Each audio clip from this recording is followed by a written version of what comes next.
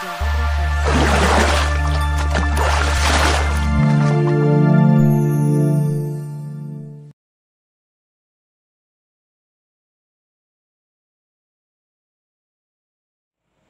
Oke, oke. Assalamualaikum warahmatullahi wabarakatuh. Halo teman-teman semuanya. Ketemu lagi dengan saya di sini. Pada video kali ini saya mencoba membuat ya sedikit pembahasan, bincang-bincang sedikit dengan teman saya. Kali ini videonya berbeda dengan video sebelumnya, dimana video sebelumnya ya Anda tahu sendiri, bisa dicek di YouTube saya. Dan kali ini aku akan membuat podcast terkait dengan perjuangan masuk kampus impian. Dan tentunya saya juga tidak sendirian, saya ditemani oleh teman saya. Halo Mas Alim. Halo, halo. Oke, mungkin sampean bisa perkenalan dulu nih agar teman-teman semuanya bisa kenal dan lebih tahu lah tentang Mas Alim ini. Monggo. Ya, halo teman-teman. Di sini namaku itu Ali Mubarok, asalnya dari Purwokerto, Jawa Tengah, dan sekarang lagi berkuliah di ITS jurusan Teknik Sipil.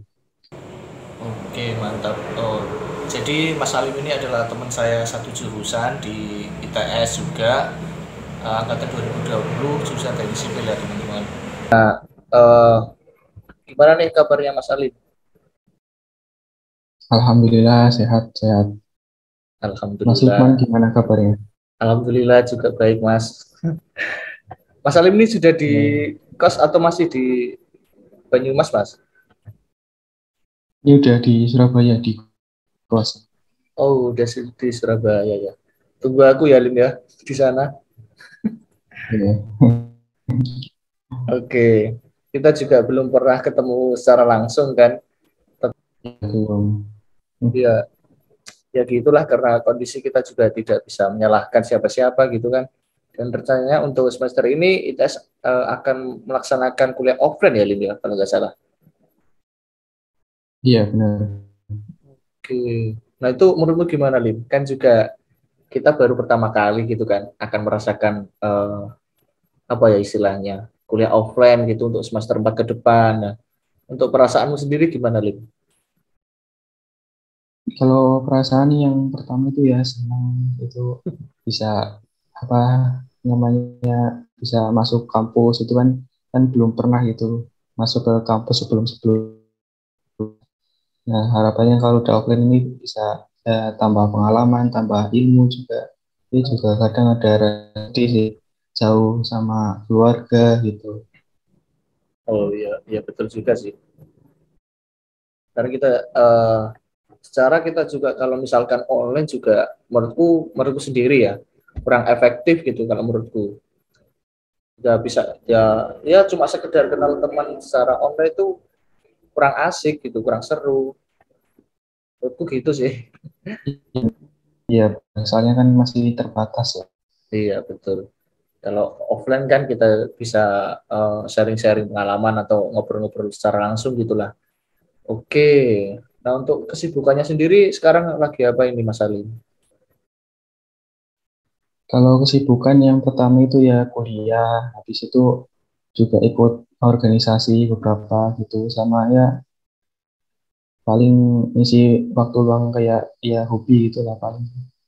Oke mantap. Hobinya apa nih Mas Ali hobinya? Ya kalau di rumah itu ya masih sering apa, ya jogging, sepedaan gitu. Kalau di sini kan baru beberapa hari sih jalan ada Oh sepeda, ya paling oke. tiduran. Ya sama sih Mas. Aku juga gitu. Kalau di rumah ya kamu tahu sendiri. Oke. Jadi ini Mas Alim juga aktif di organisasi sama di UKM ya. Kebetulan Mas Alim ini adalah satu UKM dengan saya, yaitu UKM Rebana ITS. Kalau kalian berminat bisa gabung di tahun depan, oke? Oke, mungkin langsung aja ya Nila menuju ke inti dari perbincangan kita malam hari ini. Nah, kalau boleh tahu nih flashback sedikit ke belakang, kamu ini masuk di ITS jalur apa gitu? Mungkin bisa diceritakan sedikit. Kalau aku itu itu kan nyoba di SNM juga itu masih belum rezekinya. Kemudian nyoba lagi di SBM, ya alhamdulillah keterima di SBMPTN itu. Oke, alhamdulillah diterima. Nah, untuk SBMPTN ini kan tentunya juga pakai nilai UTBK ya, mungkin ya. Nah, sebelumnya itu kan Iya, pasti benar. sebelumnya itu kan pasti mempersiapkan kan dari jauh-jauh hari. Nah, itu untuk persiapan sendiri kira-kira berapa bulan gitu loh, atau bahkan berapa minggu gitu sebelum eh, tes SBMPTN. Kalau aku dulu kan masih di ini ya, kayak di sekolah boarding school gitu kan. Itu kan juga kalau persiapan juga agak susah gitu. Jadi aku udah mulai naik kelas 12 itu dari rumah itu udah persiapan pas libur semester itu loh. Udah sekalian Oke. beli buku ini, buku UTBK gitu. Jadi ya kurang lebih persiapannya juga ya kalau dibilang setahun ya bisa segitu sih. Oh, Mulai keren nih. ya. Keren nih teman-teman. Persiapannya Mas Salim ini bisa jadi contoh ya untuk teman-teman adik-adik kelas atau bahkan yang sedang gap year gitu ya, untuk mengikuti UTBK lagi gitu. Lalu untuk kan UTBK kamu kan langsung datang ke lokasi ya, Lim ya. Nah itu untuk Iya benar. oke, ketika datang di lokasi tersebut, apakah kamu juga belajar lagi hampir 1 jam atau gimana gitu, atau sudah yakin ya sudah mantep gitu, nggak usah baca-baca lagi atau gimana? Nah kan sebelumnya ini mau cerita dulu boleh nggak? Oh iya, boleh boleh silakan. Jadi kan pas pilih ini apa jadwal UTBK itu kan aku kan pertama itu masih dari satu sesi gitu kan. Nah pas itu Oh, aku nyoba dapat yang awal-awal kalau nggak salah itu ya, apa ya, lupa. Ya pokoknya yang masih awal gitu. Habis itu kan ada perubahan gitu, jadi dibatasin. Jadi aku masuk yang ke gelombang 2 kalau nggak salah. Itu bulan Juni kalau nggak salah. Nah itu oke. kan ya ya lumayan lama sih. Lumayan juga buat persiapan. Kalau H-1, H-2 itu aku sama sekali malah nggak belajar gitu. Aku waktu-waktu itu ya cuma apa siapin mental gitu, jangan Oh terlalu iya. banyak pikiran, juga jaga kesehatan sih paling.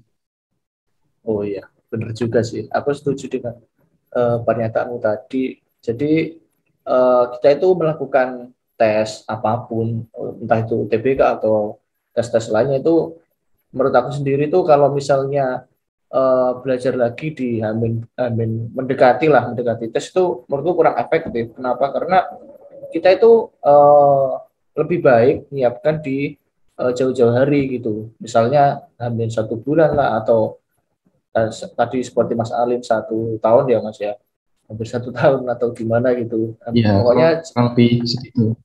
jauh-jauh hari gitu. Jadi kalau misalnya Hamin 1 jam atau Hamin berapa hari, Hamin 2 atau Hamin 1 itu, kita itu sudah harus nyiapin mental, betul kata Mas Ali, karena kita juga uh, tidak apa istilahnya ya, tidak hanya menyiapkan uh, ilmu-ilmu yang ada di pikiran kita, tapi juga menyiapkan mental kita juga gitu ya Mas Ali ya. Jadi ya gitulah, bisa dicontoh nih Mas Alim pada teman-teman semua. Oke. Oke, nah ini kan Mas Alim tentunya ada cara nih untuk mengatur waktu antara belajar, terus bermain, dan juga bersosialisasi dengan teman-teman lainnya. Itu gimana Mas Alim cara ngatur waktunya? Kalau dari aku itu yang pas awal-awal itu kan masuk kelas 3 SMA itu ya masih biasa sih, paling belajar ya tergantung mood gitu. Kadang kalau malam-malam pengen belajar ya dulu belajar kan. Kalau di asrama aku itu kan dulu kan modelnya kalau di kamar malam itu kan lampu harus mati. Jadi kalau belajar ya di Oh, depan kamar. Ya kalau pas deket-deket UTBK itu aku itu sering ini loh ikut apa tryout gitu. Yang online itu kan di Oke, Instagram banyak sih. Nah itu ikut-ikut aja, lumayan juga sih, banyak apa kurang lebih gitu soalnya. banyak yang hampir sama ya Terus yang keluar. ya hampir iya. Tapi yang kurang menurut itu terlalu susah ya ada.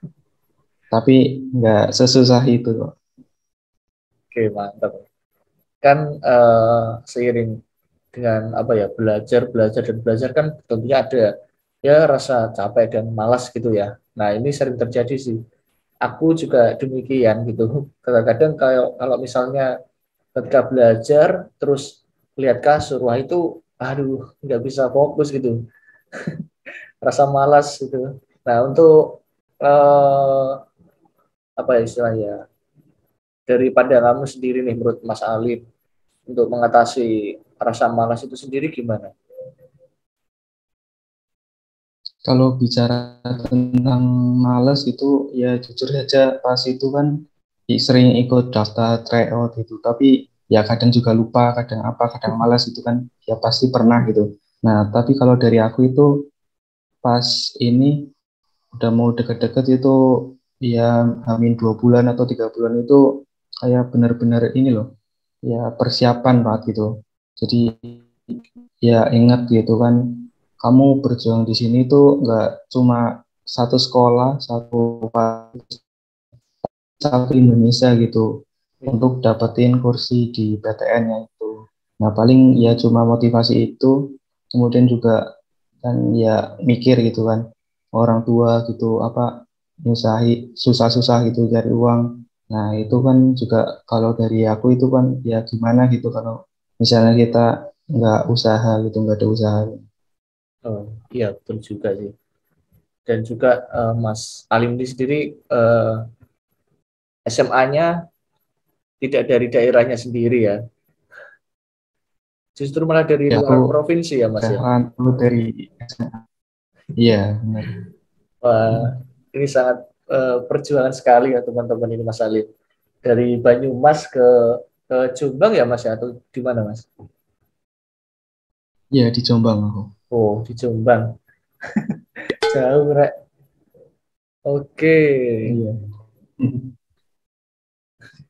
Nah, ini mungkin nih untuk tips kuliah agar bisa mengimbangkan antara akademik sama non akademik itu gimana. Nah, kan kita juga bisa kita tidak bisa itu kan hanya berat di sebelah gitu dalam artian kita tidak boleh fokus di akademik aja gitu. Kita juga harus apa istilahnya ya? Ya setidaknya ikut berkontribusi lah di bidang non akademik gitu agar berimbang. Jadi untuk akademik sendiri itu kan kita bisa gitu karena untuk di non akademik sendiri kita juga perlu gitu untuk nambah wawasan dan juga pengalaman dari luar gitu kan, tidak hanya dari mata kuliah sama ya hal-hal lain gitu. Nah untuk Mas Alim sendiri apakah ada tips nih, tips agar bisa mengimbangkan antara akademik sama non akademik gitu? Silakan Mas Alim. Ya kalau dari aku mungkin ini ya apa jangan terlalu ini jangan terlalu apa ya namanya ya terlalu gitu terlalu pusing mikirin akademik gitu ya kita juga perlu waktu refreshing gitu ya ikut organisasi atau apa dan kalau yang penting itu kan manajemen waktunya baik gitu kan kalau manajemen waktunya baik ya nanti semuanya bisa berjalan gitu. Kemudian kalau dari aku sih ya gini apa, kalau ada tugas itu kalau bisa dikerjakan ya kalau ada waktu langsung dikerjakan gitu, jangan menunda-nunda gitu. Ya kalau nunda-nunda itu kan ya gitu sih, jadi kurang maksimal. Iya, iya aku setuju sih.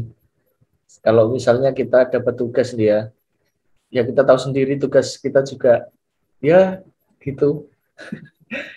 Kita juga Ya, kalau misalkan menunda-nunda kan, waduh, dari tugas yang dari segini nanti numpuk-numpuk jadi segini malah tidak terselesaikan gitu. Ya kita juga harus bisa pinter-pinternya kita lah untuk membagi waktu gitu. Oke, Mas Alim mantap nih. Bisa teman-teman contoh nih Mas Alim.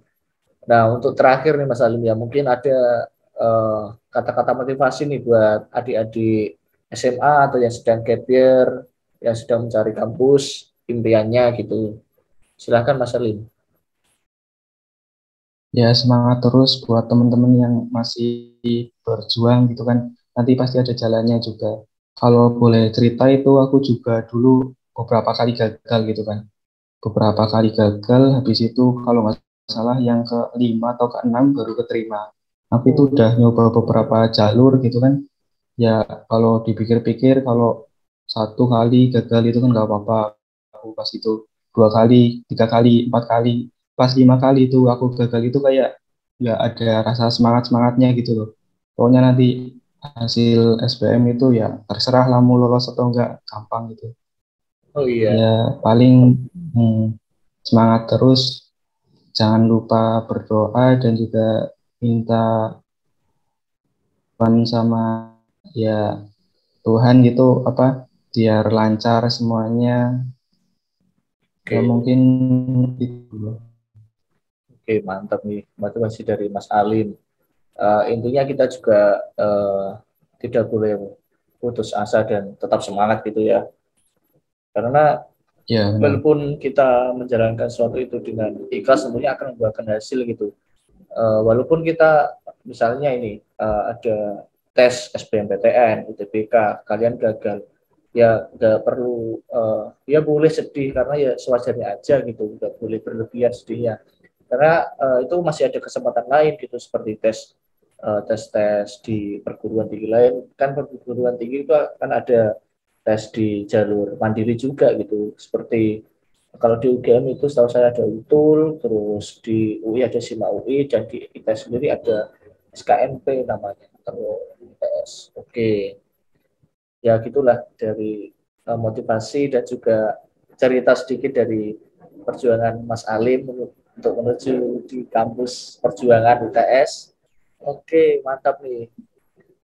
Semoga kalian yang sedang menonton ini bisa terinspirasi lah dari Mas Alim ini dan juga bisa mendapatkan gambaran eh, tentang kampus-kampus gitu ya. Terima kasih banyak ya Mas Alim ya bisa sudah meluangkan waktunya gitu. Oke, Ya sama-sama. oke, terima kasih. Oke. Assalamualaikum warahmatullahi wabarakatuh.